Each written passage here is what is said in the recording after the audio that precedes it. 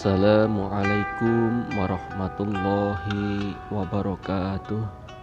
Saudaraku yang senantiasa dalam lindungan Allah Subhanahu wa ta'ala, sahabat Nabi, yaitu beliau Umar bin Khattab radhiyallahu anhu berkata, sesungguhnya Allah Subhanahu wa ta'ala menyembunyikan ridhonya di dalam amal-amal yang dibuat oleh manusia, dan Allah Subhanahu wa ta'ala menyembunyikan murkanya di balik dosa-dosa yang dilakukan oleh manusia, dan Allah Subhanahu wa ta'ala menyembunyikan kekasih-kekasihnya di antara orang-orang ramai yang diremehkan manusia. Masya Allah, maka kita tidak boleh meremehkan tiga hal ini. Yang pertama yaitu amal-amal yang kemudian mengundang ridho Allah Subhanahu wa ta'ala.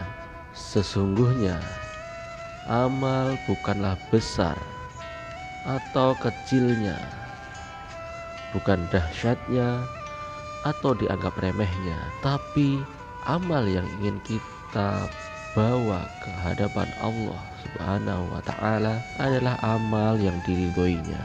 Apalah gunanya amalan yang besar tetapi tidak diridhoi Allah Subhanahu wa ta'ala, dan amal yang diridhoi Allah Subhanahu wa ta'ala yaitu amal yang ahsanu amala, yaitu amal yang paling ikhlas dan menurut tuntunan Allah dan Rasulnya. Yang kedua, jangan pernah meremehkan dosa kita kepada Allah Subhanahu wa ta'ala, karena bukan besar kecilnya dosa, tetapi ketahuilah seberapa besar zat yang kita durhakai itu. Kita gambarkan, jika ada seseorang yang melakukan sebuah dosa yang sangat besar, lalu kemudian dia bertaubat, itu jauh lebih baik daripada seorang yang melakukan dosa-dosa kecil tetapi selalu meremehkan dosa itu, sehingga tanpa sadar ternyata itulah yang membuat dia dimurkai Allah Subhanahu wa ta'ala. Yang ketiga, dan janganlah pernah kita meremehkan sesama manusia, karena boleh jadi kekasih-kekasih Allah itu adalah atqiyaul akhfiya, orang-orang takwa yang tersembunyi. Allah menyatakan kita tidak patut mengukur kemuliaan dengan harta, paras, nasab atau keturunan, atau bahkan dengan kedudukan.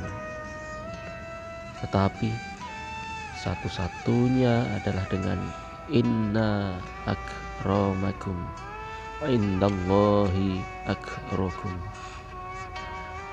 yaitu takwa. Tapi sayangnya takwa itu tidak tampil di dalam wajah kita, sehingga kita tidak tahu mana orang yang lebih takwa di antara kita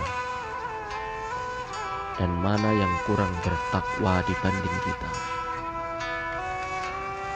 Kesimpulannya adalah teruslah bertakwa dan tawaduklah. Semoga kita masuk dalam golongan orang-orang yang diridhoi Allah Subhanahu wa ta'ala dan senantiasa berbuat baik, menempa diri kita untuk selalu dalam perilaku yang baik. Wassalamualaikum warahmatullahi wabarakatuh.